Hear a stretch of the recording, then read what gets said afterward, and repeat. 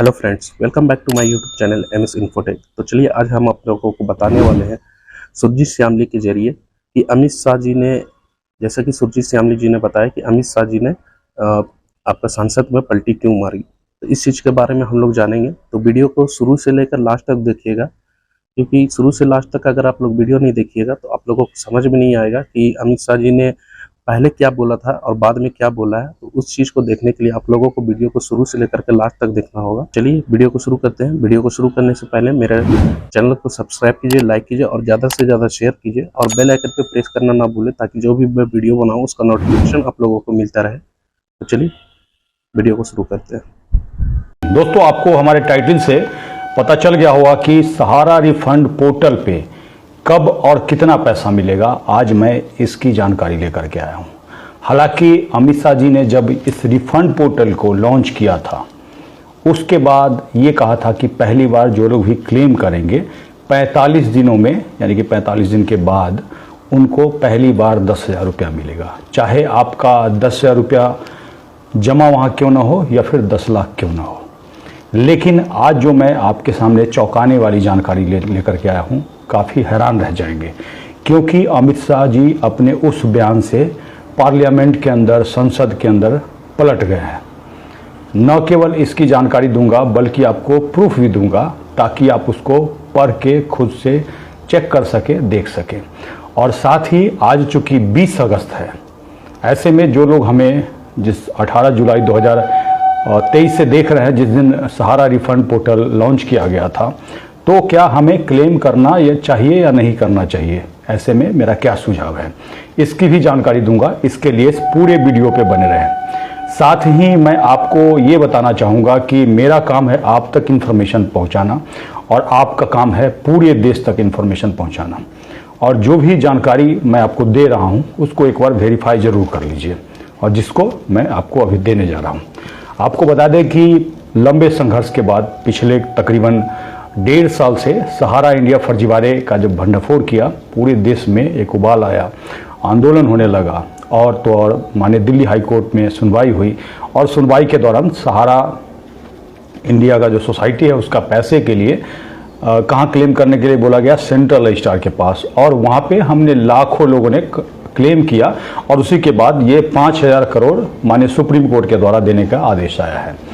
अब इस पैसे को आप तक पहुंचाने के लिए अमित शाह जी, जो कि केंद्रीय मंत्रालय जो है सोसाइटी का, उसके केंद्रीय मंत्री हैं, उनके द्वारा एक सहारा CRC रिफंड पोर्टल लॉन्च किया गया 18 जुलाई को। और उसमें ये कहा गया कि जो लोग भी इसके थ्रू क्लेम करेंगे तो 45 दिनों के बाद उनको पहली बार 10,000 रुपया दिया जाएगा, चाहे आपका पैसा कितना भी क्यों ना हो।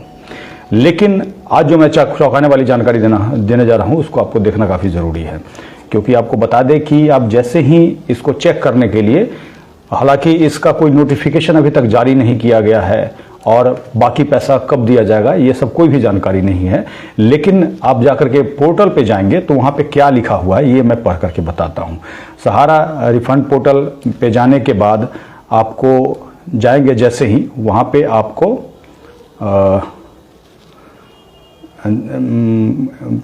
जो इस पोर्टल का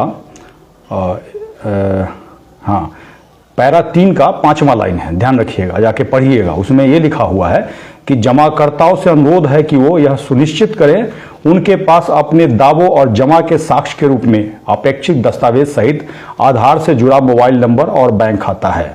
आवेदन जमा करने के 30 दिनों के भीतर सहारा समूह की सहकारी समितियों द्वारा आवेदन का सत्यापन किया जाएगा।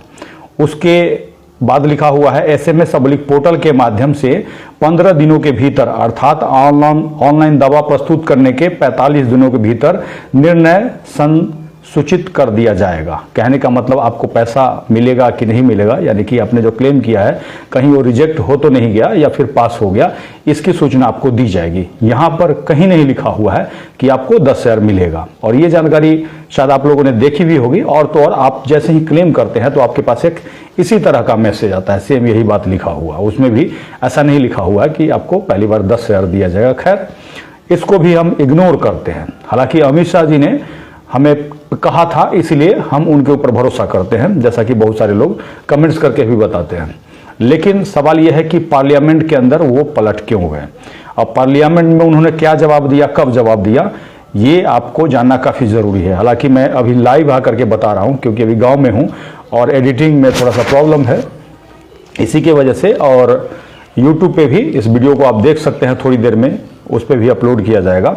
आपको बता दें कि अमित शाह जी ने लोकसभा में श्रीमती संगीता कुमारी देव के तारांकित प्रश्न संख्या 71 का जवाब 25/7/2023 को दिया। उन्होंने जो 10,000 रुपया वाला बयान है उससे सीधे पलट गए हैं। पूछेगा कैसे पलट गए हैं, तो उसको आपको पढ़ने की जरूरत है। इसमें माननीय सांसद ने सहारा CRC रिफंड पोर्टल के द्वारा जो 5,000 करोड़ का भुगतान दिया जा रहा है उसके बारे में 5 सवाल पूछे थे और उसी में अमित शाह जी ने चौंकाने वाली जानकारी दी है। अब इसको अंग्रेजी में दिया हुआ है। जो लोग अंग्रेजी पढ़ना जानते हैं, मैं थोड़ी देर में अपने डिस्क्रिप्शन यानी कि अपने ब्लॉग का लिंक दे दूंगा जिसके माध्यम से आप पढ़ सकते हैं। अभी भी आपको ब्लॉग का लिंक मिल जाएगा। उसका जो सवाल है A से D तक, उसका अंतिम पैरा का तीसरा लाइन पढ़ना होगा आपको, जिसमें कहा गया है कि केवल ऑनलाइन पोर्टल के माध्यम से दावा जो दायर किया जाएगा उसी पर विचार किया जाएगा, ये लिखा हो। यानी कि आप ऑफलाइन में भेजेंगे उस पर विचार नहीं किया जाएगा, हर हाल में आपको ऑनलाइन पोर्टल पे ही क्लेम करना होगा। उसके बाद जो लिखा हुआ है उसमें आप जाकर के पढ़ेंगे तो उसका मतलब यही हुआ फंड उनके पास अवेलेबल होगा, यानी कि पैसा होगा, तभी वो क्या करेंगे, वास्तविक जमाकर्ता मतलब सही जमाकर्ता की जांच कर करके और आपके बैंक खाते में पैसा ट्रांसफर किया जाएगा। कब? जब आप ऑनलाइन दावा करेंगे उसकी 45 दिनों के अंदर जो सूचना दी जाएगी, जैसा कि उसमें लिखा हुआ है। यहाँ पे इन्होंने स्पष्ट कर दिया है कि 10,000 रुपया नहीं, बल्कि इनके पास पैसा जो फंड होगा उसके हिसाब से पैसा देंगे। हालांकि इसकी आशंका हम पहले भी जता रहे थे। अब पूछेंगे इससे प्रॉब्लम क्या है? इससे प्रॉब्लम ये है कि इस पोर्टल पे अमित शाह जी ने खुद कहा है कि 1,07,00,000 जमाकर्ता क्लेम कर सकते हैं। हालांकि उनके द्वारा ही बताया गया है कि 10 करोड़ से ज़्यादा जमाकर्ता है जो जिनका पैसा 4 सोसाइटी के अंदर फंसा हुआ है। ऐसी स्थिति में अब मान लीजिए 1,07,00,000 लोग अगर क्लेम कर देते हैं तो 10-10 हज़ार रुपया तो अगर आप हिसाब बैठा करके देखेंगे तो किसी को नहीं मिल पाएगा।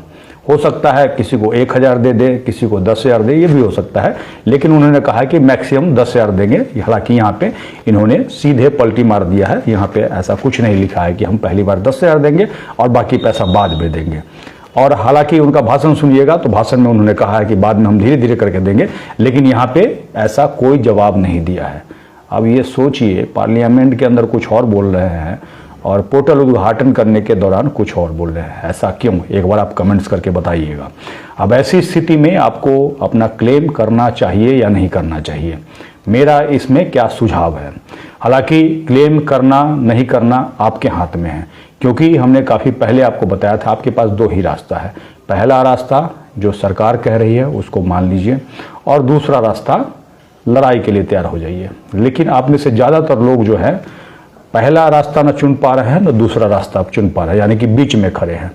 तो बीच में खड़े रहिएगा तो न इधर के रहिएगा न उधर के रहिएगा। पता चला कि 10,000 भी हाथ से निकल जाएगा और दूसरी तरफ अगर देखिएगा तो आपका पैसा भी नहीं मिल पाएगा। इसीलिए आपको डिसीजन लेना होगा कि आपको क्या करना है।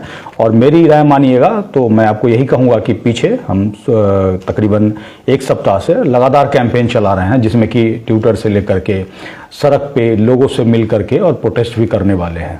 लेकिन ध्यान रखिए, एक आदमी का पैसा नहीं, 10 करोड़ लोगों का पैसा है, जैसा कि सरकार ने खुद ही बताया है। ऐसी स्थिति में अगर 1 लाख या 5 लाख या 2 लाख आदमी मिलकर के मांगिएगा, सरकार के कान पे जू तक नहीं रहेगा। ध्यान रखिए और इस बात को आपको मानना होगा। और अगर आप मेरी बात अगर मानिएगा तो मैं आपको यही कहूँगा कि अगर आप क्लेम नहीं करना चाहते हैं, क्योंकि क्लेम करने से पहले घोषणा जरूर पढ़िए, क्योंकि घोषणा में स्पष्ट है, यहाँ भी इन्होंने कह दिया कि हमारे पास पैसा उपलब्ध होगा, उसी के आधार पे आपको पैसा देंगे। यानी कि कल को पैसा खत्म हो जाएगा तो हम कहाँ से दे पाएंगे, ये बात कहा हुआ है।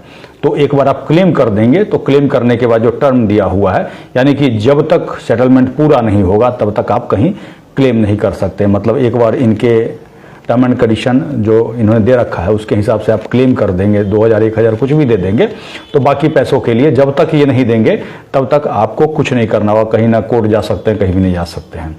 और मुझसे अगर पूछेंगे कि ऐसी स्थिति में क्या करना चाहिए, और तो मैं आपको यही सजेस्ट करूंगा कि हमारे साथ मिल करके और सरकार पर दबाव बनाना चाहिए कि नोटिफिकेशन जारी करे।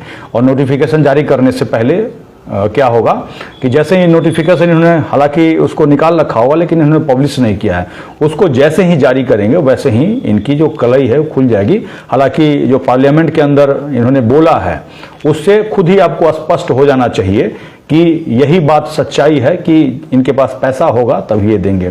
5,000 करोड़ और कहाँ 86,000 करोड़, सवाल ही नहीं उठता है कि सभी लोगों को मिल पाएगा।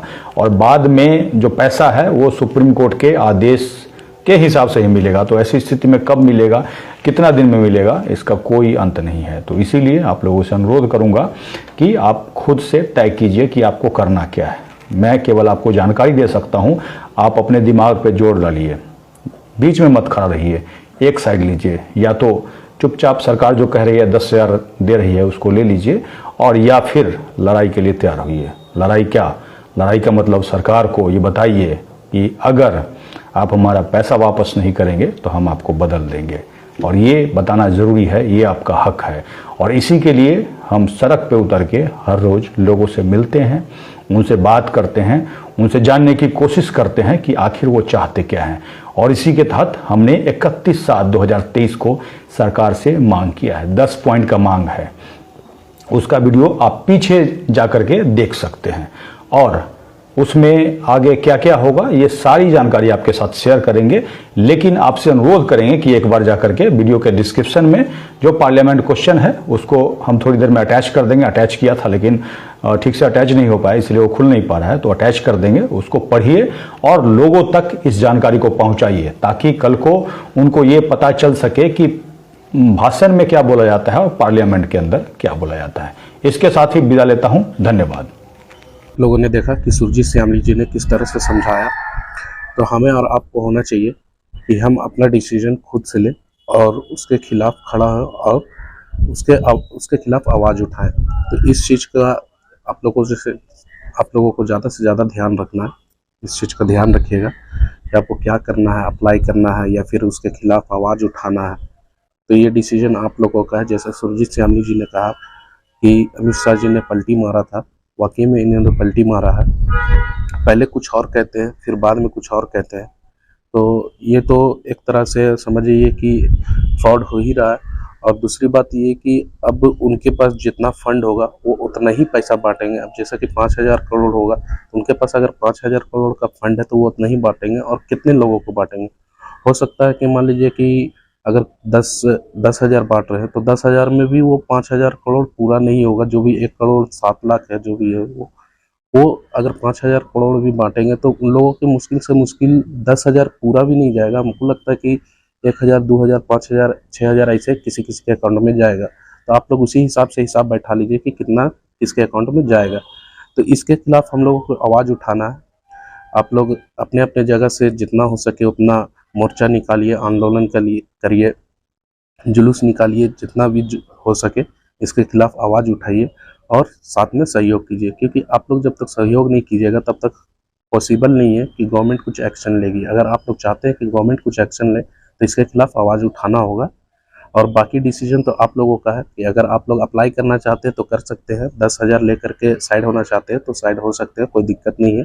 या फिर लड़ना चाहते हैं तो आप लोग अपने अपने एरिया में इकट्ठा होकर के उसके खिलाफ मोर्चा निकालिए, आंदोलन निकालिए। जब तक आप लोग मोर्चा और आंदोलन नहीं निकालिएगा सरकार तक ये सब बात नहीं पहुंचेगी।